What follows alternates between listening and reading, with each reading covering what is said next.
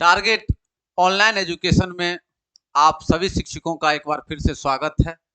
आज हम आपके सामने में डीएलएड यूनिट 1 के 105 प्रश्नों की श्रृंखला का दूसरे कड़ी के साथ आए हैं। पहली कड़ी में हम लोगों ने 1 से लेकर 25 प्रश्नों के बीच का एक्सप्लेनेशन को देखेंगे। आज हम लोग प्रश्न संख्या 26 से लेकर 50 तक को देखने का काम करेंगे और इस तरह से कुल मिलाकर 105 प्रश्नों का जो ये श्रृंखला है उसको हम लोग खत्म करेंगे। क्लियर है? गौर से वीडियो में अंत तक बने रहिए। आपका एक एक प्रश्न के साथ एक अच्छे संदर्भ और एक्सप्लेनेशन दिए गए हैं। एक बार वीडियो देख लेंगे आप तो फिर कभी नहीं भूलेंगे, ऐसा हमारा प्रयास है। चलिए शुरू करते हैं हम लोग। आज का पहला प्रश्न है आपका क्वेश्चन नंबर 26 के साथ। 1 से 25 तक का पहले वाले वीडियो में देख लीजिएगा, पिछले वीडियो में हम लोग इसको अपलोड कर चुके हैं। चलिए क्वेश्चन कहता है कि धनिक वर्ग में बालकों की एक प्रमुख समस्या है। क्या है भाई धनिक वर्ग में? समवयस्क साथियों का अभाव, माता पिता के स्नेहपूर्ण संसर्ग का अभाव, ए एवं बी दोनों, न तो ए और न ही बी। सबसे पहले धनी वर्ग को समझिए। देखिएगा कि जो बहुत ज्यादा अमीर होते हैं, जिस फैमिली में बहुत ज्यादा हाई सोसाइटी, हाईली स्टैंडर्ड होते हैं, वहां के माता पिता अपने बच्चों को मोहल्ले के बच्चों के साथ खेलने नहीं देते हैं। इसकी वजह से क्या हो जाता है? बच्चों का अपने समवयस्कों का अभाव हो जाता है। उनके सर्किल में बहुत कम दोस्त होते हैं, तो वही कह रहा है कि समवयस्क साथियों का अभाव। दूसरा है कि माता पिता के स्नेहपूर्ण संसर्ग का अभाव। ये क्या भाई? देखिएगा जो अमीर होते क्या, तो माँ भी जॉब में है, पिता भी जॉब में है, तो बच्चा को क्या होता है, माँ भी ड्यूटी में आई, पिताजी भी ड्यूटी से आए, तो उतना ज्यादा समय नहीं दे पाते हैं, तो कहीं न कहीं माता पिता के स्नेह का भी अभाव देखा जाता है। तो हमारा ऑप्शन क्या हो जाएगा? ए और बी दोनों। तो आंसर क्या हो जाएगा 26 का? सी। चलिए क्वेश्चन नंबर 27। क्वेश्चन नंबर 27 क्या कहता है देखेंगे। क्वेश्चन नंबर 27 कहता है मजदूर बस्तियों में बालकों के लालन पालन हेतु व्यवस्था की जाती है। अब मजदूर वर्ग में बच्चे हैं तो उसके लालन पालन के लिए क्या व्यवस्था किया जाएगा? सबसे पहला है नर्सरी में, दूसरा है बाल गृह में, तीसरा है बाल विद्यालयों में और चौथा है सामुदायिक केंद्रों में। तो सबसे पहले तो सामुदायिक केंद्र बच्चों के लिए नहीं होता है, वहां तो आप जान रहे हैं कि किसी विशेष परिस्थिति के लिए सामुदायिक केंद्र बनता है। बाल विद्यालय में आपका मजदूर बस्तियों से कोई लेना देना नहीं। नर्सरी में तो खैर पढ़ाई से जुड़ा हुआ है। अब आपके पास ऑप्शन बचता है बाल गृह। तो बाल गृह में ही ना बच्चों को सुधार गृह के रूप में रखा जाता है। यहाँ जो भी गरीब तबके के लिए होते हैं उनके आजीविका को वहां पूर्ति किया जाता है, खाना रहन सहन के लिए दिया जाता है व्यवस्था। तो कुल मिला के 27 का आंसर हो जाएगा मजदूर बस्तियों में बालक के लालन पालन के लिए बाल गृह में रखा जाता है। कहां रखा जाता है? बाल गृह में। चलिए अब देखेंगे क्वेश्चन नंबर हम लोग 28। क्वेश्चन नंबर 28 हमारा क्या कहता है? क्वेश्चन नंबर 28 कहता है कि संस्कृति के प्रकार कौन कौन है भाई? संस्कृति एक भौतिक है, एक अभौतिक है, ए और बी दोनों, न तो ए और न ही बी। सबसे पहले तो ये समझिए कि संस्कृति, सिर्फ संस्कृति बोल देने से अच्छाई का गुण नहीं आ जाता है। संस्कृति में अगर अच्छी संस्कृति, बुरी तो मतलब बुरी संस्कृति, अच्छे व्यवहार हैं, अच्छे परंपराएं हैं तो आप अच्छी संस्कृति को जी रहे हैं। आप बुरे परिवार में हैं, बुरे व्यवहार सीख रहे हैं तो आप बुरी संस्कृति में हैं। तो क्या हो जाएगा? वो भौतिक और अभौतिक, एक भौतिक संस्कृति और एक अभौतिक संस्कृति। ये संस्कृति में प्रकार में क्या हो जाएगा? दोनों, मतलब ए और बी दोनों। तो 28 का आंसर सी। चलिए क्वेश्चन नंबर 29 को देख लें। चलिए क्वेश्चन नंबर 29 कहता है कि संविधान के किस अनुच्छेद में 6 से 14 वर्ष की आयु समूह के बालक हेतु निःशुल्क शिक्षा का प्रावधान किया गया है? तो ये एकदम आपका ये क्वेश्चन तो समझिए कि आप लोगों के लिए रामबाण है कि संविधान के किस अनुच्छेद में 6 से 14 वर्ष के लिए, किस अनुच्छेद में? ये तो आप आंख मूंद के बता दीजिएगा कि सर 21 क में है। आप क्या बताइएगा? 21 क में है या 21 ए में है? इसको क को मिटा देंगे तो बच जाता है 21। तो बताइए आर्टिकल 21 क्या है? आर्टिकल 21 क्या है? यही तो कॉन्सेप्ट है। आर्टिकल 21 क्या है? जीवन एवं दैहिक स्वतंत्रता का अधिकार। जीवन एवं दैहिक स्वतंत्रता का अधिकार। देखिए आपका मूल संविधान में ये 614 नहीं था, लेकिन बाद में इसको जोड़ा गया। जब कहीं जगह नहीं मिला तो हम लोग 21 में को जोड़ के 6 से 14 वर्ष के बच्चों को शामिल कर दिए। तो इसका आंसर क्या हो जाएगा? बी। चलिए अब क्वेश्चन नंबर 30 को देखते हैं। चलिए क्वेश्चन नंबर 30 हमारा कहता है कि संविधान के अनुच्छेद 24 में कितनी आयु तक के बालकों हेतु जोखिम वाले कार्य से सुरक्षा के अधिकार प्रावधान हैं? तो आप पहले ही पढ़े हैं, क्या पढ़े हैं कि 14 वर्ष से कम उम्र के बालकों को जोखिम वाले कार्य से सुरक्षा प्रदान करना है। तो आपके ऑप्शन में कहाँ है? 14 है, 14 सीधा इसको आंसर में मार देंगे, 14 वर्ष। क्लियर है? चलिए तो 30 का हो जाएगा सी, 14। Question number 31। चलिए क्वेश्चन नंबर 31 क्या कहता है, गौर से देखेंगे। क्वेश्चन नंबर 31 कहता है कि बच्चों का प्रमुख अधिकार है, क्या है अधिकार? सहभागिता का अधिकार, जीवन एवं विकास का अधिकार, निःशुल्क प्राथमिक शिक्षा प्राप्ति का अधिकार और उपरोक्त सभी। कहने का मतलब यहाँ क्या हो जाएगा? बच्चों के अधिकारों में सहभागिता, जीवन एवं विकास, निःशुल्क प्राथमिक शिक्षा, उपरोक्त सभी, सब हो जाएगा। आपके मन में थोड़ा सा कंफ्यूजन होना चाहिए, सर ये सहभागिता का अधिकार क्या है? सहभागिता का अधिकार क्या है? कुछ नहीं है, आर्टिकल 14 उठा के पढ़िए। आर्टिकल 14 क्या कहता है? अवसर के समक्ष समानता, अवसर के समक्ष समानता। तो यही न कह रहा है सहभागिता का अधिकार। जीवन एवं विकास का अधिकार अनुच्छेद 21, फिर निःशुल्क प्राथमिक शिक्षा का 21 को, उपरोक्त सभी। तो तीनों ऑप्शन सही है। तो क्वेश्चन 31 का क्या आंसर हो जाएगा? डी। चलिए क्वेश्चन नंबर 32 को देख लें। चलिए क्वेश्चन नंबर 32 कह रहा है, इसमें थोड़ा सा छूट रहा है ना, ऐसे कर देते हैं। अच्छा डी ऑप्शन भाग रहा है ना, डी ऑप्शन बाद में देख लेंगे।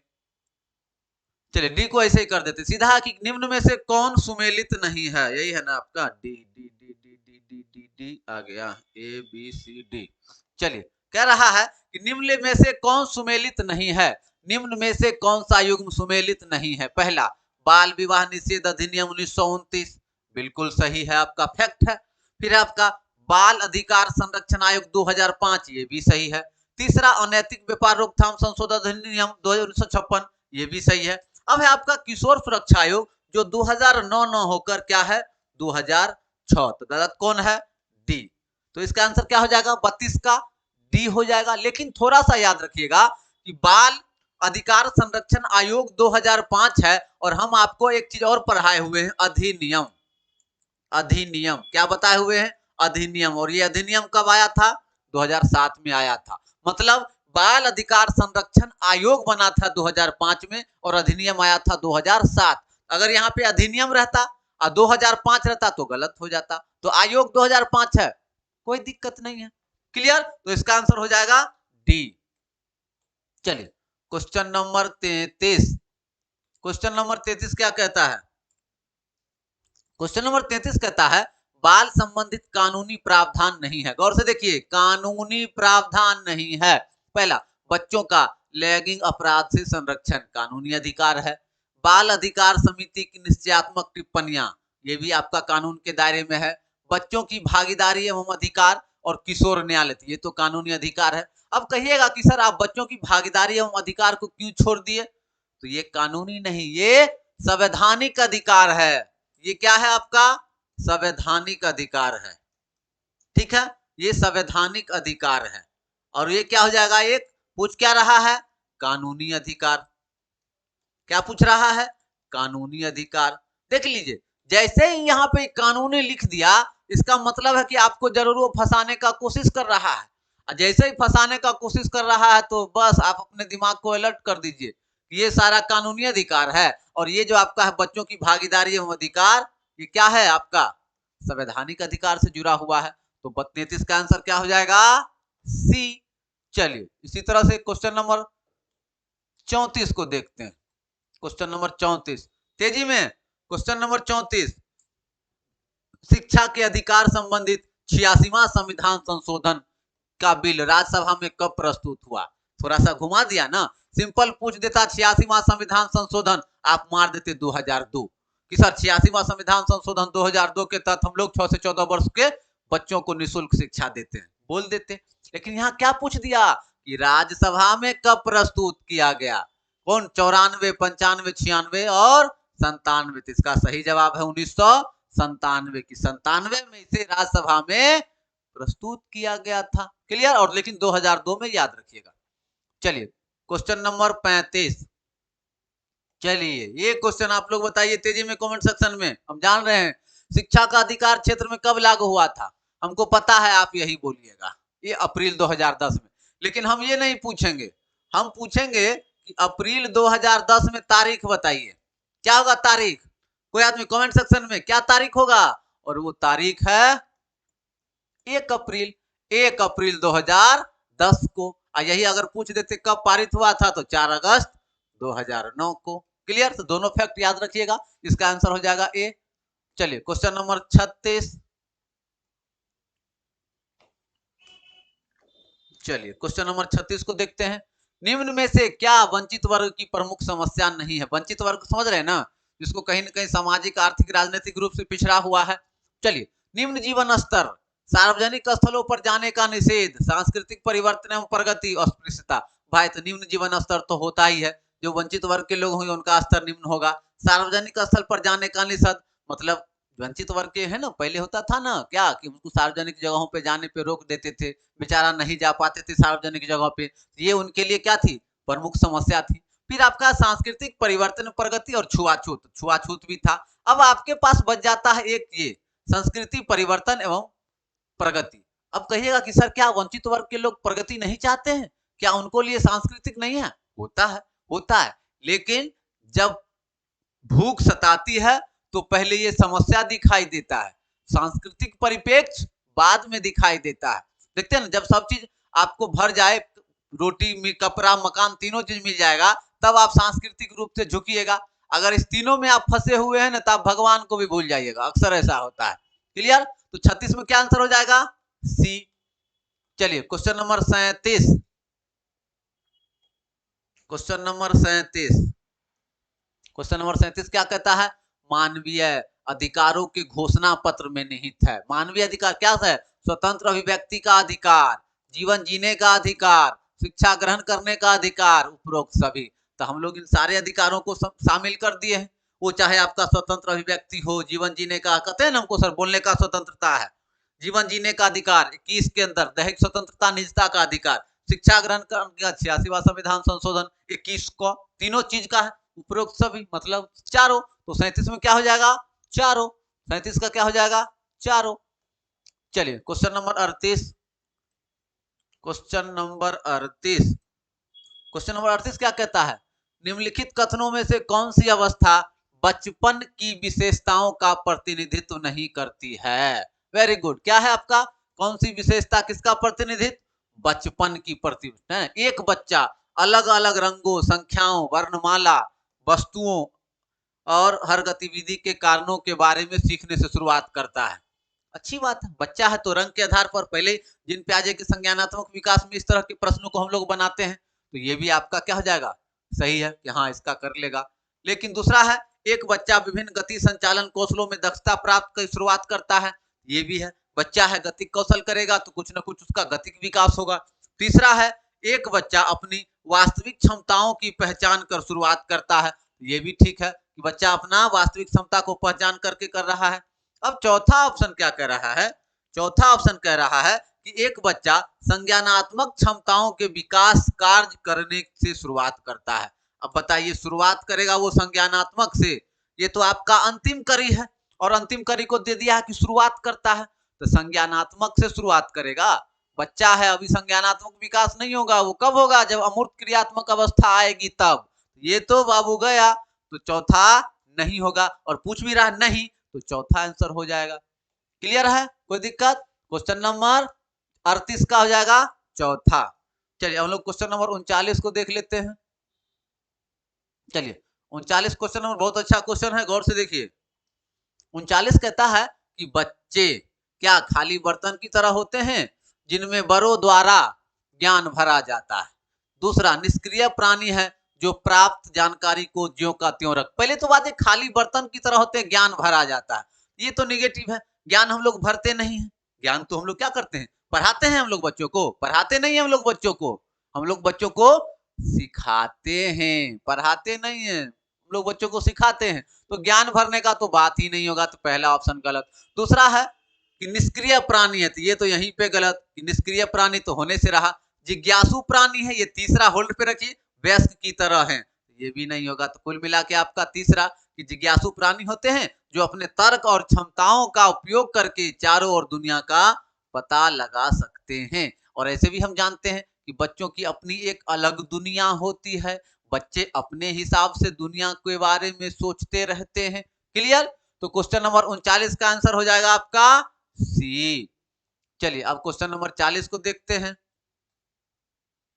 चलिए क्वेश्चन नंबर 40, क्वेश्चन नंबर 40 कहता है हमारा, निम्नलिखित में से कौन सा एक बाल केंद्रित सोच की विशेषता नहीं है? पहला, बच्चे सक्रिय भागीदार होते हैं, हर बच्चा अद्वितीय होता है, हर बच्चे को शिक्षा का अधिकार है, हर बच्चा अपनी पाठ्यक्रम को बनाता है। ऊपर से तीनों ऑप्शन हमको सही लग रहा है। ये बच्चा सक्रिय भागीदार होते हैं, कोई दिक्कत नहीं है। हर बच्चा अद्वितीय होता है, भाई कोई दिक्कत नहीं है। हर बच्चे की शिक्षा का अधिकार है, कोई दिक्कत नहीं है। अब हर बच्चा अपना अपना पाठ्यक्रम को बनाएगा, तब तो सब अपना अपना कहेगा कि सर जी हमरा में खाली कार्टूने डाल दीजिए, वो कहेगा सर हमरा में खाली कविते डाल दीजिए। अपने अपने हिसाब से तो पाठ्यक्रम नहीं होगा। क्लियर है? तो ऑप्शन क्या हो जाएगा इसका? 40 का चौथा, 40 का चौथा। चलिए क्वेश्चन नंबर 41, चलिए 41 आप लोगों के लिए, बाल केंद्रित शिक्षा की अवधारणा का समर्थन किसने किया? किसने किया? Darwin, Erikson, Skinner, Dewey. आंख मूंद के बोलिए तेजी में, कौन? John Dewey. किसने किया? John Dewey. इनके बारे में एक चीज याद रखिएगा, इन्होंने ही कहा था कि शिक्षा क्या है? त्रिमुखी प्रक्रिया है। बताया था, पहले छात्र को बताया, फिर शिक्षक को बताया, और तीसरा विद्यालय को जोड़ा। क्लियर है सर? क्लियर? तो क्वेश्चन नंबर 41 का जॉन डीवी। चलिए क्वेश्चन नंबर 42 को देख लेते हैं हम लोग। क्वेश्चन नंबर 42, क्वेश्चन नंबर 42 कहता है कि छात्र की जरूरतों, हितों और सीखने की शैली पर निम्नलिखित में से कौन सी विधि केंद्रित है? तो सिंपल बात है, विषय केंद्रित, खेल विधि, बाल केंद्रित। अब तो ये तो नहीं होगा, विषय केंद्रित भी नहीं होगा। अब आपके मन में थोड़ा सा कंफ्यूजन आ रहा होगा कि सर खेल विधि दे दें कि बाल केंद्रित दें? सर मन में तो आ रहा होगा। प्रश्न को पढ़िए, छात्र की जरूरत, हित और सीखने की शैली पर कौन सी विधि केंद्रित है? तो खेल विधि आपका एक गतिविधि है। क्या है ये? गतिविधि है। इसको हित और सीखने की शैली पर नहीं, तो हम लोग क्या देंगे? बच्चों के अनुसार से है तो ये बाल केंद्रित देंगे। क्या देंगे? बाल केंद्रित। याद रखिएगा, इसमें क्या हो जाएगा? 42 में बाल केंद्रित। गतिविधि को मत शामिल कर दीजिएगा आप लोग। चलिए क्वेश्चन नंबर, अब इसका बाल केंद्रित हो जाएगा 43। चलिए 42 का तीसरा, अब क्वेश्चन नंबर 43। चलिए क्वेश्चन नंबर 43 क्या कहता है? क्वेश्चन नंबर 43 कहता है कि जब एक बच्चा फेल हो जाता है तो इसका क्या मतलब? बताइए तेजी में। बच्चा जब फेल हो जाता है तो हम क्या कहेंगे? कौन पास किया, कौन फेल किया? एक बच्चा फेल हो जाता है तो इसका मतलब है बच्चों ने उत्तर याद नहीं किया, निजी ट्यूशन लेनी चाहिए, शिक्षा व्यवस्था नाकाम रही, बच्चा पढ़ाई के लिए योग्य नहीं है। हम लोग के घर में कहेगा कि बच्चा पढ़ नहीं रहा है मतलब बच्चे बदमाश होगा, बच्चा नहीं याद कर रहा है, लड़का याद नहीं करता है। लेकिन हमारा मनोविज्ञान ये नहीं कहता है। हमारा मनोविज्ञान कहता है कि बच्चा पढ़ नहीं रहा है तो कहीं ना कहीं तकनीकी समस्या है, पढ़ाने की शैली में कुछ ना कुछ समस्या है, बच्चा को याद नहीं हो रहा है तो कहीं ना कहीं उसको अधिगम जो करवाया जा रहा है वो सही प्रोसेस में नहीं करवाया जा रहा है। क्लियर है? चलिए तो क्या जाएगा? बच्चों ने उत्तर ठीक से नहीं। बच्चे की निजी ट्यूशन लेनी चाहिए, नहीं। शिक्षा व्यवस्था नाकाम रही, सही। बच्चा पढ़ाई के लिए योग्य नहीं है, नहीं। हर बच्चा स्पेशल होता है, तो 43 का आंसर तीसरा, शिक्षा व्यवस्था नाकाम रही। चलिए क्वेश्चन नंबर 44, क्वेश्चन नंबर 44 कहता है हमारा कि प्राथमिक स्तर पर निम्नलिखित में से किसे शिक्षक का सर्वाधिक महत्वपूर्ण गुण माना जाना चाहिए? बताइए शिक्षक का कौन कौन गुण महत्वपूर्ण कर दे? पहला है शिक्षण की अदम्यता, धैर्य, हानि रहित दंड देने की विधियां, उच्च स्तरीय मानक भाषा में पढ़ाना। भाई मानक भाषा में पढ़ाने का कोई जरूरत नहीं है, लोकल में पढ़ाइए। हानि रहित दंड, दंड देने की कोई जरूरत नहीं है। शिक्षण की दम क्षमता, वैसा भी कोई बात नहीं कि खूब आप विद्वान हो जाइए, लेकिन ये प्राथमिक स्तर से डायरेक्ट कनेक्शन है बबुआ। प्राथमिक में धैर्य का बहुत जरूरी है। बच्चा आएगा नाक चुआते हुए, रोएगा, भागेगा, पढ़ना नहीं चाहेगा, आपको बीपी हाई कर देगा, लेकिन आपको धैर्य रखना है। All is well, all is well, अपना बच्चा है, अपना बच्चा है। मन में आता है सर हम अपना बच्चा को भी इतना न कूट देते हैं ना, अब क्या कहें, लेकिन मोहल्ले का बच्चा इसलिए छोड़ देते हैं। खैर उतना नहीं सोचना है, आपको क्या करना है, धैर्य रखना, धैर्य बना के रखिए। धैर्य बना के रख देते हैं ना, हमको धैर्य बना के अभी टिके हुए हैं ना, नहीं तो कोशिश करने वालों की कभी हार नहीं होती। चलिए समझने वाले समझ गए। चलिए क्वेश्चन नंबर 44 क्लियर है, इसमें हो जाएगा सी धैर्य B. Question number 45, question number 45, question number 45 क्या कहता है, बच्चों में व्यवहारगत समस्याओं की रोकथाम करने में निम्नलिखित में से कौन सर्वाधिक प्रभावशाली है। मतलब बच्चे का कुछ ऐसा व्यवहारिक समस्या है तो उसको कैसे चेंजिंग करेंगे। पहला, समस्या बालक को पूरे दिन पुस्तकालय में बैठा के रखेंगे। गलत भाई, क्यों पुस्तकालय में उसको बैठा के रखिएगा, इतना ज्यादती उस पर क्यों हो। समस्या बालक को द्वंद्व से निपटने के आक्रामक रहित तरीके उपलब्ध करवाएंगे। अच्छा लाइन है। समस्या बालक को उसके व्यवहार के लिए खेद महसूस करने को विवश करेंगे। क्यों भाई, बच्चा हतोत्साहित हो जाएगा, उसके अंदर सकारात्मक पुनर्वलन करना है, नकारात्मक पुनर्वलन तो सोचना ही नहीं है, तो ये भी आपका गलत। तीसरा हो जाएगा, कक्षा में समस्या बालक का बहिष्कार करेंगे। भाई क्यों बहिष्कार कीजिएगा, क्यों, बच्चा है, बहिष्कार करने का जरूरत नहीं है। तब आपके पास कौन बच गया कि समस्या बालक को द्वंद्व से निपटने के आक्रामकता रहित तरीके से। अब इसको थोड़ा सा समझ लीजिए क्या है आक्रामकता रहित, आक्रामकता रहित। तो सबसे पहले रहित को समझिए, एक होता है रहित और एक होता है सहित। मतलब सहित मतलब साथ और रहित मतलब के बिना। क्लियर। आक्रामकता का उल्टा क्या होगा सर, शांत। आक्रामकता का उल्टा शांत। Aggressive politely, aggressive politely, English word. तो आक्रामकता रहित, इसका उल्टा हो जाएगा सहित, शांति सहित। कहता है आक्रामकता के बिना, मतलब आक्रामकता नहीं रखना है और उसके मन में जो द्वंद्व है उससे निपटने के लिए उसको शांति के साथ बताना है। तो इसका आंसर क्या हो जाएगा सर, बी, 45 का बी। चलिए क्वेश्चन नंबर 46।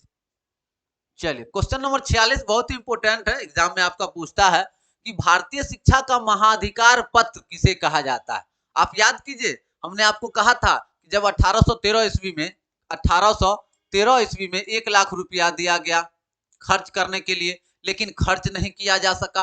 क्यों नहीं किया जा सका, क्योंकि अंग्रेजवा बोला था का कि तुम अंग्रेजी में पढ़ाओ, हमको क्लर्क का कमी हो गया है, स्टाफ का कमी हो गया है, हम लोग के अंदर भारतीयता जाग गया, हम लोग विरोध कर दिए और पैसा को खर्च ही करने नहीं दिए, खर्च नहीं करने दिए। फिर ही क्या किया, इसको तो बर्दाश्त नहीं हुआ, फिर ये घोषणा पत्र लाया 1854 में। क्या लाया 1854 में घोषणा पत्र, ये भी शिक्षा के लिए जुड़ा हुआ था, जिसको शिक्षा का महाधिकार पत्र भी कहा था।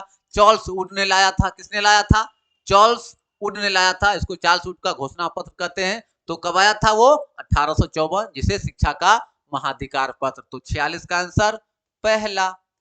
चलिए क्वेश्चन नंबर 47, 105 प्रश्न है, 105, अभी तो 47 ही चल रहा है।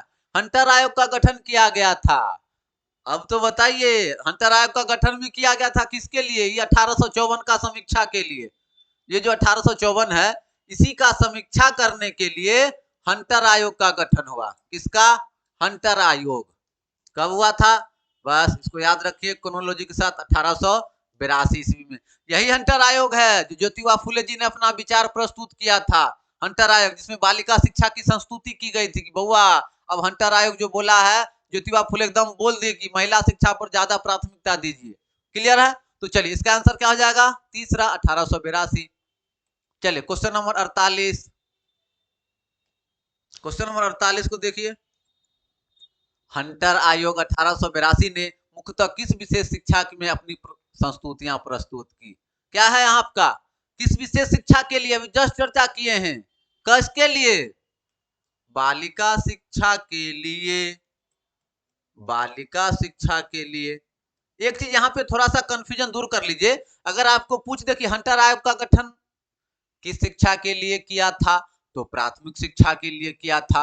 हंटर आयोग ने किसके लिए अपनी संस्तुतियां प्रस्तुत की? बालिका शिक्षा के लिए की। गठन किसके लिए? प्राथमिक शिक्षा के लिए। कार्य किसके लिए? प्राथमिक शिक्षा के लिए। लेकिन ज्योतिबा फुले का विचार आया, जब रिपोर्ट सौंपने गया तो बालिका शिक्षा को प्राथमिकता से डाल दिया। क्लियर है? ये याद रखिएगा। क्वेश्चन नंबर 48 का दूसरा। चलिए क्वेश्चन नंबर 49। चलिए क्वेश्चन नंबर 49 कहता है, कलकत्ता विश्वविद्यालय आयोग 1919 के एक सदस्य थे। कौन थे भाई? सबसे पहले तो ये जानिए, कलकत्ता विश्वविद्यालय 19 के एक सदस्य थे। इसमें दो सदस्य हुआ करते थे। दो सदस्य, एक आशुतोष मुखर्जी और एक डॉक्टर जियाउद्दीन अहमद। कौन थे? एक थे डॉक्टर जियाउद्दीन अहमद। दो नाम याद रखिएगा, जियाउद्दीन। और ये किसके साथ में थे? आशुतोष मुखर्जी के साथ में थे। किनके साथ में थे? आशुतोष मुखर्जी के साथ। इसका आंसर क्या हो जाएगा? आशुतोष मुखर्जी। चलिए क्वेश्चन नंबर 49 का हो गया दूसरा। और आज का अंतिम प्रश्न क्वेश्चन नंबर 50। उसके बाद फिर कल हम लोग 51 से देखेंगे। चलिए क्या कहता है, बुनियादी शिक्षा के लिए पहला शैक्षिक सम्मेलन कब हुआ था? जैसे ही बेसिक एजुकेशन की बात होगी, गांधी जी को तो याद करेंगे ही करेंगे, लेकिन उससे पहले 1937 को नहीं भूलेंगे, जो आपका बेसिक एजुकेशन से जुड़ा हुआ है। क्लियर है? याद रहेगा। तो ये था आपका 1937। तो इसका आंसर हो जाएगा दूसरा। तो ये आपका 105 प्रश्नों की श्रृंखला का आज दूसरा कड़ी था, जिसमें आप लोगों ने आज 50 तक को देखा। कल हम तीसरे कड़ी को लेकर आएंगे, जिसमें हम 51 से 75 तक डालेंगे, और फिर चौथे कड़ी में हम लोग 76 से 105 प्रश्न खत्म करेंगे। तो कुल मिलाकर 105 प्रश्नों की श्रृंखला समाप्त हो जाएगी। जो भी साथी प्रधान शिक्षक का कक्षा ज्वाइन करना चाहते हैं, 80 51 36 39 67 इस पर आप लोग कॉल करें, मैसेज करें। जुड़ना चाहते हैं तो आप इससे सारी जानकारी ले सकते हैं। यूनिट 2 की शुरुआत भी आपका 5 फरवरी से होने जा रहा है, इसके क्वेश्चन आंसर करने के बाद में। और आपका डीएलएड प्रवेश परीक्षा के लिए भी, डीएलएड प्रवेश परीक्षा के लिए भी आपका बैच चलने वाला है। 5 फरवरी से डेमो क्लास चल रहा है। तो आप अपनी निश्चित सफलता के लिए आप लोग क्वालिटी से समझौता नहीं करें। चंद रुपयों के लिए आप इधर उधर नहीं भटके। जहां से आपका रिजल्ट बनता है, जिस पोर्शन से अपना रिजल्ट बनाएंगे आप, उस पोर्शन को आप मजबूत करें। क्लियर है सर? चलिए इन्हीं शब्दों के साथ मिलते हैं फिर अगले वीडियो में। तब तक के लिए जय हिंद।